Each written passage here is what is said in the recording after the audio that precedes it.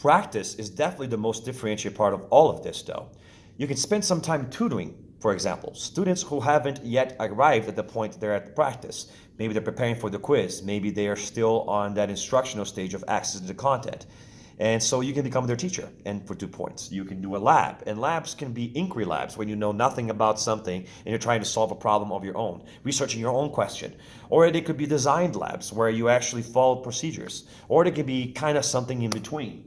They could also be activities. They can also be worksheets. They also can do a lot of other different things. I actually have a menu of over 100 different options for mastery practice, which I call the assignment guide. The assignment guide lists several different types of assignment, and the assignments are categorized in 3 tiers, 1 to 3.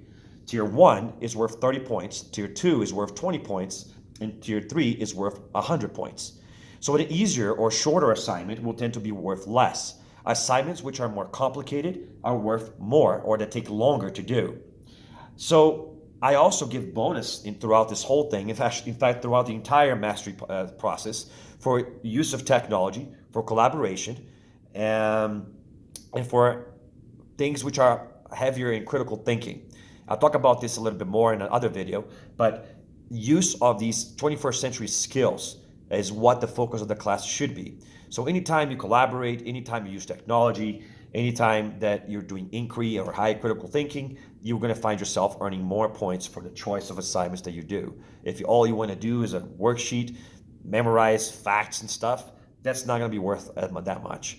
Being creative, using critical thinking, using technology, and collaborating is going to get you rewarded. Now, after you finish that, you're supposed to get up to 100 points on it you can get on this stage. So this is really where you rake up most of the points on the mastery system. By the way, of course, you cannot really get or do stage 4 before you do stage 3.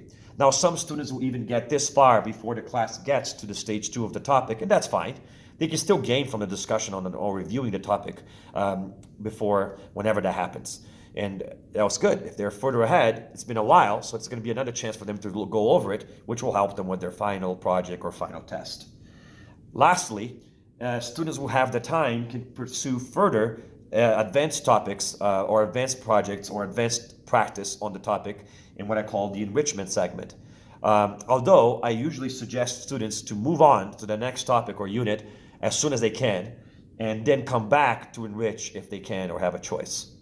I also tell students that before they leave the topic, they must do a reflection.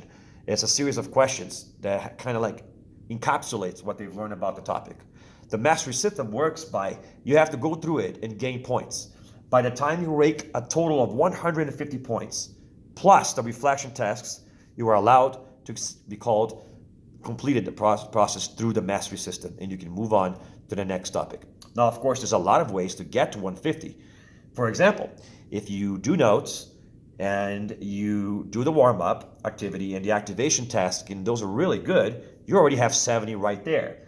And then you say you aced the quiz, you're already at 120. A miserable 30 points of practice with a level 1 or a tier 1 assignment would be enough for you to move on to the next topic, pretty much. But if your quiz wasn't so good, or you decided not to do notes, or your warm-up wasn't very good, then you're going to have to work harder when you get to the mastery practice section to get extra points to actually pass the topic. So that's it. That's the mastery system in a nutshell. And the next video, I'll talk about another part of my classroom.